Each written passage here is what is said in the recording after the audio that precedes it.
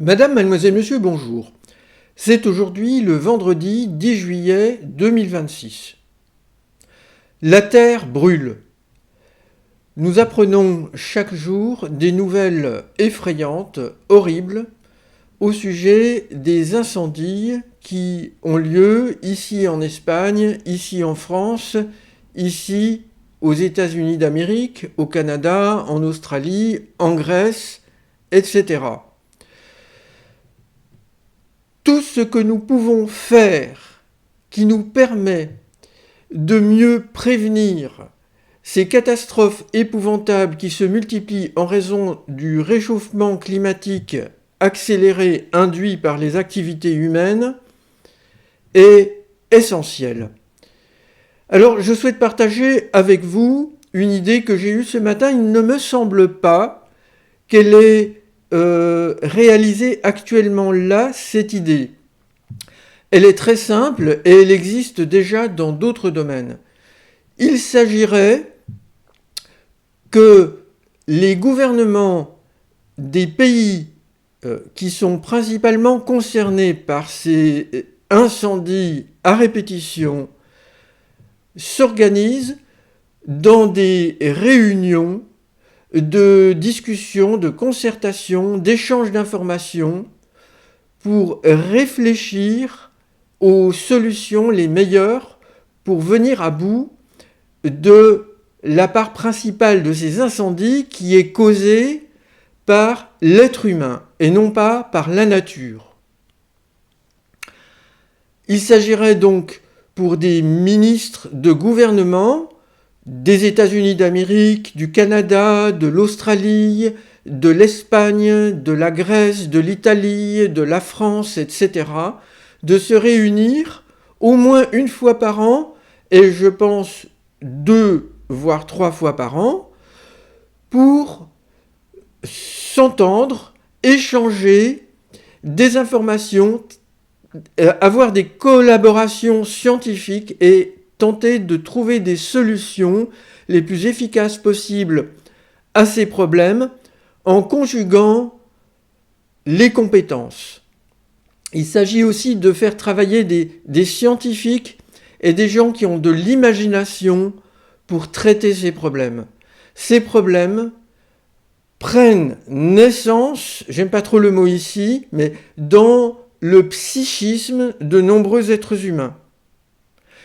Cet aspect-là des choses, je le qualifie de gravement pathologique. Il n'est pas question uniquement de personnes criminelles.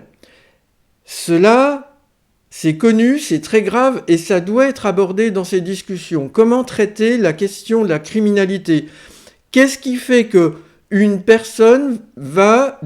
un enfant va devenir jeune adulte ou adulte, quelqu'un qui va avoir compulsivement, maladivement envie de mettre le feu à la nature. Il ne s'agit donc pas que d'actions criminelles, mais il s'agit aussi de négligence. Donc qu'est-ce qui fait que dans la culture, il y a quelque chose qui ne va pas, qui fait qu'une personne va mettre accidentellement ou négligemment le feu à la nature? Comment traiter ces problèmes-là en amont? C'est également quelque chose, selon moi, de pathologique. Et il y a les accidents. Comment peut-on créer des machines qui ne provoquent pas des étincelles pendant des travaux qui parfois sont indispensables? Je pense aux travaux agricoles. Donc, il y a un ensemble de choses à traiter là. Mais ce n'est pas tout. Il est question de la manière de planter les forêts, d'organiser la gestion des forêts. Il est question des services de pompiers, d'extinction des feux. Il est question de mettre des moyens matériels considérables au lieu de les orienter pour fabriquer des bombes atomiques, augmenter la force de nos armements. Ayez l'intelligence et la compassion, la bienveillance de tendre la main aux Russes, l'État russe, dont je condamne l'agression contre l'Ukraine et la méchanceté épouvantable de cet État. Mais En même temps, la Terre est la même pour tout le monde. Ça brûle aussi en Sibérie, on le sait, et peut-être dans d'autres endroits de Russie. Donc, tendons-nous la main entre les États par-delà nos conflits. La Terre est une, c'est la Terre qui brûle, c'est notre terre-mère. Et je pense que agir ainsi, c'est peut-être aussi une manière sinon de maintenir un certain niveau de paix dans le monde qui est très précaire, sinon d'accroître fortement la paix dans notre monde. Donc, faisons cela, nous sensibilisons la population mondiale à ces questions. Un tel événement de rencontre entre ministres de gouvernements de différents pays sur les incendies, c'est médiatisé. Beaucoup plus de personnes vont faire attention. Les États seront plus motivés peut-être aussi pour consommer de moins en moins de produits d'origine pétrolière, de gaz, et échanger sur des solutions non nucléaires aussi. Je le répète, je suis contre les centrales nucléaires.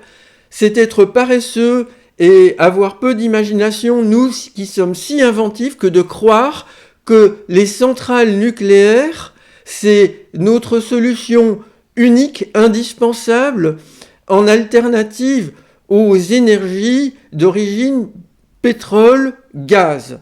Non, nous avons des solutions, nous savons que l'énergie solaire, par exemple, ça fonctionne. Et il y a d'autres solutions, je pense.